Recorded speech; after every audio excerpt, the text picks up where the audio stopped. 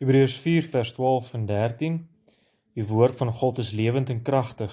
Dit is skerper as enige swaard met 2 snykante en dring deur selfs tot die skeiding van siel en gees en van gewrigte en murg, te beoordeel die bedoelings en gedagtes van die hart.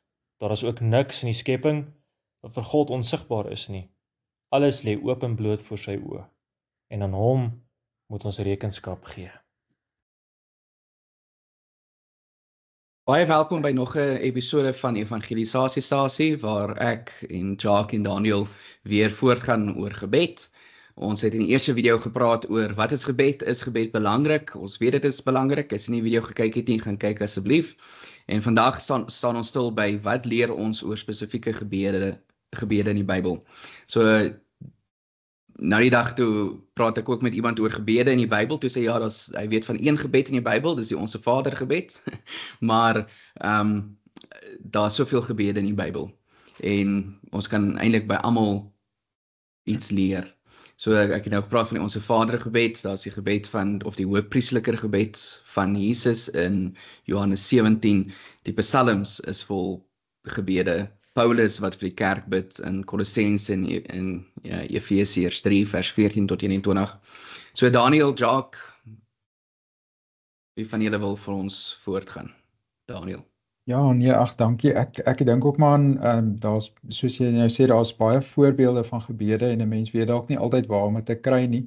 So ja, ek stem saam, die Psalms is seker die maklikste om te gaan kyk, veral as mens, ek sê baie keer as 'n mens nie weet wat om te bid, of as 'n mens nie voel jy is nou gereed vir 'n gebed nie, of jy voel dalk moedeloos, of jy het nie woorde nie, dan kan 'n mens maar een van die Psalms lees, en dit is 'n gebed van 'n ander gelowige, wat saam met jou dieselfde emosies beleef as wat jy beleef, so dan kan jy daai gebed saam bid.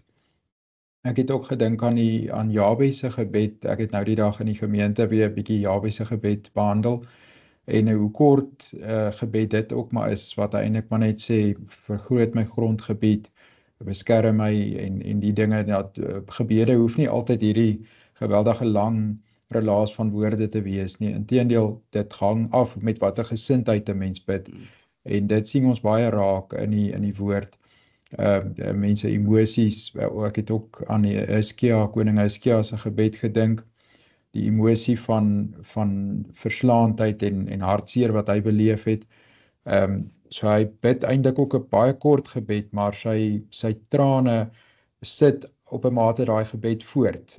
Sy emosie van verslaandheid en van hartseer en berou, sit daai gebed voort, en dan sluit dit aan wat Jacques ook gesê het op die vorige opname, dat ons gebede voltooi word deur die Heilige Gees. So dis maar net 2 Ou Testamentiese voorbeelde wat ek maar net aan gedink het, wat 'n mens ook kan lees weer, en daar's baie ander, maar ja, dit is maar net gedagte.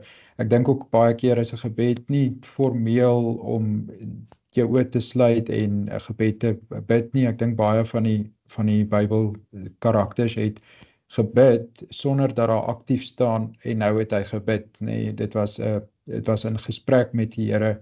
Daar staan nie altyd dit was 'n gebed nie, maar in totale afhanklikheid het hulle voor God geleef en met hom gepraat deur hulle emosies en gevoelens. Dankie. Ja, ek dink om daarbey aan te sluit, daar's soveel gebede in die Bybel, waar begin mens? En ek dink as mens hoor ook wat Roan mee begin het, is dit baie mooi om te sien die Onse Vader gebed. Want wat leer ons by die Onse Vader gebed? Ons leer by die Onse Vader gebed spesifiek dan die 6 bedes wat Jesus ons leer. En dan is dit opmerklik waar hy begin. Hy begin met ontzag vir die Here. Hy begin, laat u naam geheilig word, laat u koninkryk kom, laat u wil geskied in die hemel net so op die aarde. Hoor julle waar begin het? Baie kere mense gebede begin met 'n versoeklysie, 'n inkopieslysie. Ek soek nou al die dinge en die Here moet hom maar uitgee. Hy's amper soos teikelot. Jy kan hom uit bestel. En jy sal ontvang. Maar dit is nie hoe dit werk nie, nee. Ons nader die Here met heilige eerbied en met ontzag. Ons sien dit al reeds in die Ou Testament, toe Byvoorbeeld Abraham, die Here ook ontmoet het, was dit heilige grond gewees, nê. Dit is belangrik dat mense ook dit besef, wanneer mense aan God nader moet mense ook verstaan dat ons nou met die heilige God praat wat oor die hemel en die aarde regeer. En dis waar ek wil graag begin, om daai reg te verstaan, en dan kan mens oorgaan na die volgende 3 bedes van die Onse Vader, nê. Gee ons vandag ons daaglikse brood, lei ons nie in versoeking nie, maar verlos van die bose, nê. Laat U koninkryk kom, laat U wil geskied, nê. En so kan mens dan in die laaste 3 bedes ook sien, dan bid ons nie net vir myself nie, maar daai woordjie ons. So gebed is nie altyd net 'n selfsugtige ek gebed nie.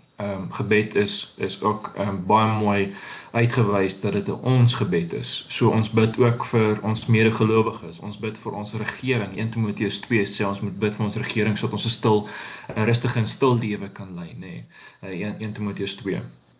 En dan sien mense natuurlik ook hoe die Here daardeur werk om vir ons te help te verstaan dat ons daar 1 Timoteus 2 met voorbidding, danksegging en smekinge moet bid. En dit is ook iets besonders. So ek doen voorbidding vir mense wat hospitaal toe gaan. Ek smeek dat die Here ook sal uitkoms gee uit huidige omstandighede, en ek wil vir die Here dankie sê vir wat hy al reeds gedoen het, vir wie hy al reeds vir my is, hoekom ek met hom nou op pad kan stap. Ek dink nou weer in Jakobus 5 ook, waar mense wat in 'n hospitaal lê, ook kan bid tot die Here en vra dat die ouderlinge moet kom, en dat die ouderling ook vir hulle kan bid, so die Here daardeur kan genesing gee. Ek dink nou weer aan Paulus se gebed ook daar in Efesiërs 3. Ja, so daar's eintlik menigmaal gebede.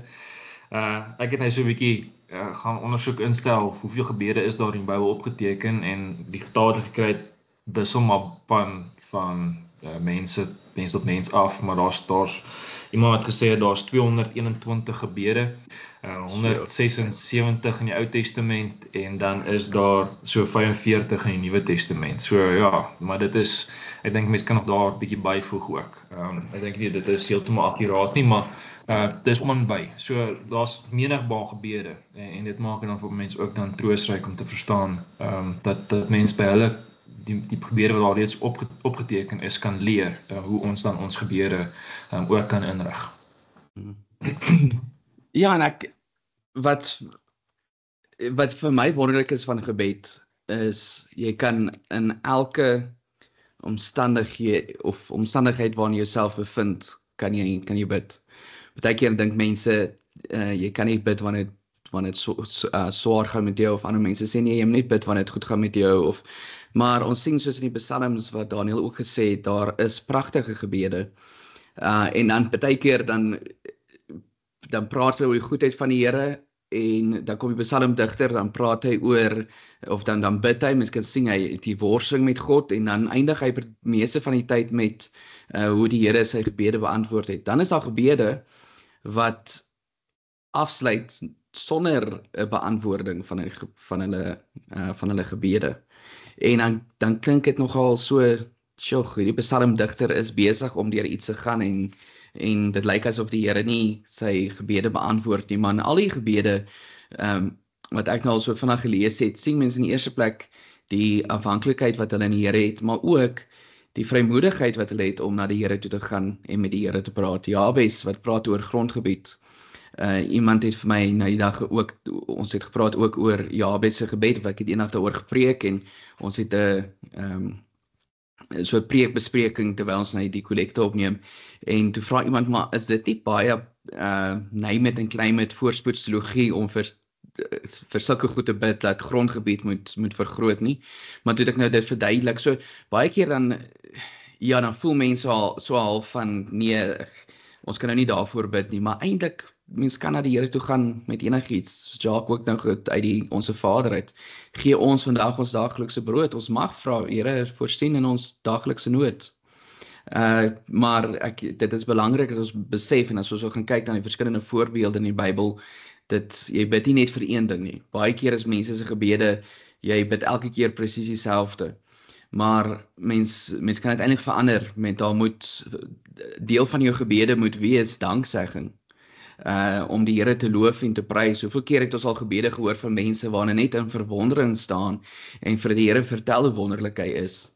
En dan ook nie een keer het hulle enigiets vir die Here gevra of so nie, waar hulle net so tot die Here gespreek het en voor sy genade troon gestaan het. En dan ander keer dan hoor mense gebede waar mense net vir die Here vra. En dis nie noodwendig verkeerd nie, maar ons in die voorbeelde wat ek nou al gelees het, sing ons daar's 'n mooi balans in gebede. Lofprysing, danksegging, om vir die Here dinge te vra. Supplication, ek kan nou nie in die Engels, in die Afrikaans dink nie. Filippense 4 vers 6 sê so mooi, moet oor niks besorgd wees, maar maak aan alles julle begeerte deur gebed en smeking. So ons kan vir die Here vra, smeek, ons kan smeek. So dit is maar net wat vir my uitstaan in die verskillende gebede is, dit is nie net, daar's nie een resep nie. Dis 'n mengsel, is baie gebalanseerd in die gebede en dit is baie belangrik. Onder andere Paulus se gebed in Efesiërs 3 ook. Dis 'n baie gebalanseerde gebed. Is daar nog iets wat julle wil sê oor die voorbeelde van gebede in die Bybel? Nou, ek wil graag hierso nog inkom. Ja, ek dink baie kere as mens kyk na gebede ook, veral in die lig van wat ons nou beleef in die bediening ook, baie keer kry ek lidmate wat my sê, hulle kan nie nou bid nie want hulle is kwaad vir die Here. Want hierdie dinge gebeur nie soos hulle wil hê nie. Baie keer is dit in die uiterste moeilikste omstandighede, babatjie wat stilgebore word of ja, mense wat se geliefdes van hulle wegneem is, dan vra hulle, maar hoekom, hy's nog jonk, of ja, eintlik bitter moeilike worstelinge wat mense mee sit, en dan sê hulle, maar hoe kan ek bid as ek eintlik kwaad is vir die Here? En mens kan eintlik weer teruggaan aan die skrif toe en sien ook hoe byvoorbeeld Hanna wat rede het om kwaad te wees vir die Here, want die Here gee nie vir haar 'n kind nie. Die Here het vir Penina, Elkana se vrou, se ander vrou, kinders gegee en sy het net nie kinders gekry nie. En dan gee die Here nou uiteindelik vir Hanna dan kinders, en dan hoor mens wat gebeur hierso. Hanna wat dan bid, en ek baie pragtig in 1 Samuel 2, dan sê sy daar, ek jubel in die Here, ek is sterk in die Here, ek lag my vyande uit, ek is bly oor die uitkoms wat U gegee het. Daar is geen heilige soos die Here nie, buiten U is daar nie een nie, daar is geen rots soos ons God nie. Julle moenie in hoogmoed bly praat, jy moenie aanmatigende dinge sê nie, want die Here is 'n God van diepe kennis, dade word deur hom getoets. Dis so wonderlik, sy praat oor die grootheid en die goedheid van God.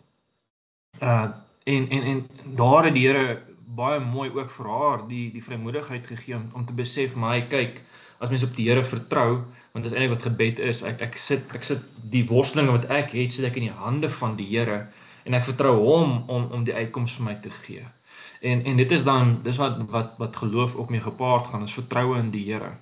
Dat selfs wanneer ek nie verstaan wat nou in my lewe aangaan nie, selfs die moeilikste beproewing, die moeilikste omstandighede, moet dit my nie verhoed om met die Here te praat en my vertroue in die Here te hê dat die Here die uitkoms kan gee wat ek nodig het, of die vertroosting wat ek nodig het, of die versterking wat ek nodig het. Maar die Here is in staat. Ons sien met Hanna selfs, waar sy nie vir haarself kan help om 'n kind te kry nie, want sy het nie daai vermoë nie, gee die Here. Die Here is in staat. So, en dit gaan net weer terug na Efesiërs 3 toe, waar God se liefde ons verstand te bowe gaan. Ja, en dit is hy kan meer doen as wat ons ooit kan bid of dink. En dis wat ons nooit moet vergeet nie. So selfs wanneer jy in die moeilikste omstandighede sit en jy worstel met jouself, maar die Here hoor nie my gebed nie, of ek kry nie antwoord uit op my gebede nie, moenie dat dit julle moedeloos maak nie. Mens sien selfs dat Daniel byvoorbeeld, Daniel in die Bybel, baie mooi, toe hy vervolg is eintlik, dat hy vir Nebukadneser moes aanbid, en hy het hy na sy kamer toe gegaan, die deur toe gemaak, op sy knieë gegaan en gebid. En daar kan ons eintlik ook nog so 'n bietjie gesels. Ek weet nie of Roan of jy dink ons kan nog 'n bietjie tyd daaraan spandeer nie, maar ek dink daai baie apart gaan, een kant toe gaan, die Here aanroep en dan jou worsteling ook aan die Here dan oordra. Ons sien Jesus byvoorbeeld ook baie kere aan los sy disippels en dan gaan hy apart en sonder homself af en dan bid hy. Hoeveel keer het Jesus dit nie gedoen nie? Soveel so dat sy disippels ook al in slaap geraak het, nee. So het lank gebid. Ja, maar dis wonderlik. Ons kan ook gesels en natuurlik ook oor hulle op hulle knieë gaan. Moet ek op my knieë gaan om te bid of nie? Is dit belangrik? Ek het nou weer hierdie verlede week toe ek huisbesoek gaan doen het ook gehoor dat mense my vra weer, moet ons op ons knieë gaan om te bid of nie? Ja, en ek dink dit is iets wat mense dalk kan aanspreek. Ja, ons kan daaroor gesels met ons derde video, is daar regte en 'n verkeerde manier om te bid. Ja, so baie dankie ook vir die gesprekke. Ek hoop jy sien uit na die derde video waar ons gaan gesels oor of daar regte en 'n verkeerde manier is. Dan iets ook waarna ek nou gedink het, maar wat ons met die derde video kan bespreek is, kan ons God dwing deur gebed? So as ons massa mense kry om te sê ons bid nou gaan dit reën. So ja, ek hoop jy bly ingeskakel ook vir ons derde episode en dat hierdie jou gebedslewe ook baie help. So baie dankie Jacques en Daniel.